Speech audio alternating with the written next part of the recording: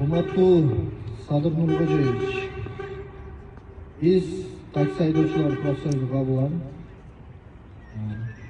ушу сизден, Чоң Кеңеште отурган ар бир депутаттардан суранабыз.